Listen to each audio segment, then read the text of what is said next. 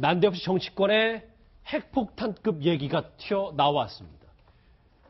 저 왼쪽 인물은 노무현 전 대통령의 사위 곽상원 변호사인데요. 안희정은 힘들 때 외면했다. 그렇다면 노무현 전 대통령의 사위는 문재인 전 대표 편일까요?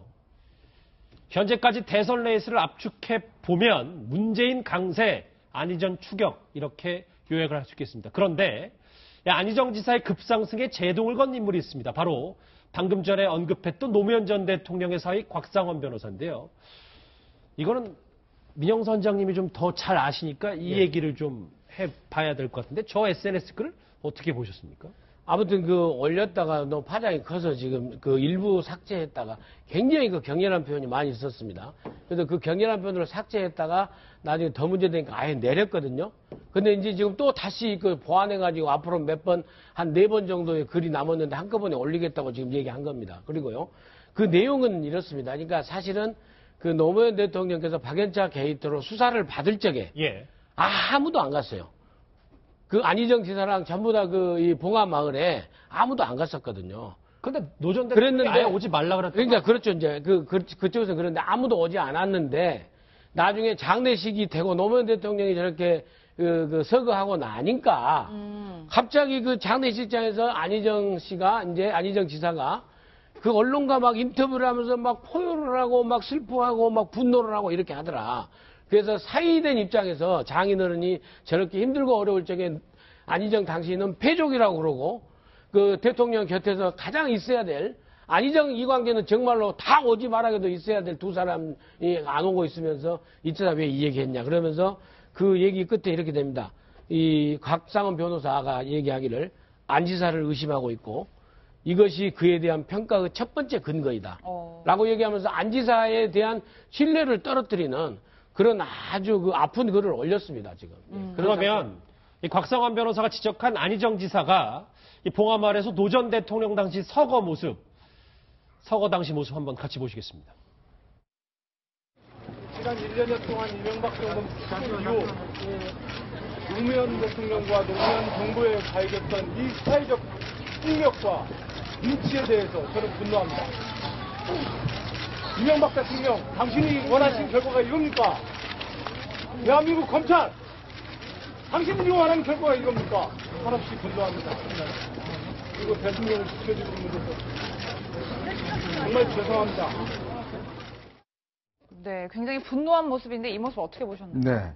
일단 이제 곽상원 변호사가 가족이니까 어떤 저는 섭섭한 심정들을 이야기할 수 있을 것 같은데, 근데 저는 조금 다르게 봅니다. 이 곽상원 변호사가 이전에 올린 글을 보면 굉장히 문재인 전 대표에 칭송하는 글을 많이 올렸어요. 정말 이런 분이 없다. 참신하고 깨끗하고 이런 분 올렸는데, 근데 이제 안희정 지사가 최근에 뜨니까 이제 저 글을 올린 것이거든요. 자, 근데 보십시오. 노무현 대통령이 왜 서거를 했습니까? 서거를 한 근본 이유가 뭡니까? 바로 박연차 게이트 때문에 뉴욕에 있는 집, 이런 것 때문에 사실은 이제 어떤 이런 것에 대한 정말 본인이 참지 못하고 이거에 대한 국민들한테 창피하고 여러 가지 그런 심정들을 가지면서 결국 이제 본인이 자살이라는 극단적 선택을 한 거 아니겠습니까? 자, 그럼 그거에 대한 일차적인 책임이 누구한테 있습니까? 결국 그런 것들을 이렇게 한 가족들한테 저는 있다고 보여집니다. 자, 그럼 곽상원 변호사도 그 당사자입니다. 자, 그런 분이 지금 와서 자신의 장인이 돌아가신 문제에 대해서 안희정 지사한테 책임이 있다라는 등 이런 올리는 것 자체가 저는 제가 볼 때는 굉장히 불순해 보여요. 솔직히 이야기해서. 이게 왜냐하면 제가 안희정 지사를 편들기 위해서 이야기한 게 아니라 정말 그 당시에 노무현 대통령의 서거의 근본 원인을 우리가 다시 한번 따져본다라면 저는 곽상원 변호사 이런 주장할 수 있는 저는 근거가 없다고 봅니다. 자, 그런 면에서 본다면 이번 글 자체는 상당히 정략적 의도가 있다. 왜냐하면 저는 기본적으로 안희정 지사에 대한 친문 세력의 공격이 시작된 저는 신호탄으로 보여집니다. 정호 의원님은 어떻게 보십니까? 이 문재인 전 대표 편들기라는 일각의 주장도 있는데. 우선 노무현 대통령을 좋아하는 사람들이 아직도 많고 또 특히 진보 진영에서 그렇다 하여서 노무현 대통령의 사위가 한 주장이 왜 이렇게 비중 있게 다루어져야 되는지 전 이해를 못하겠어요. 사위 아니라 딸 아들이라도 마찬가지입니다. 노무현 대통령은 노무현 대통령이고 그 가족은 가족인데 이런 식으로 해가지고선 결과적으로는 마치 또 문재인 전 대표를 지금 지원하려고 하는 것이 아니냐라는 불필요한 오해까지도 양산하면서 이래야 되는 이유를 모르겠고요.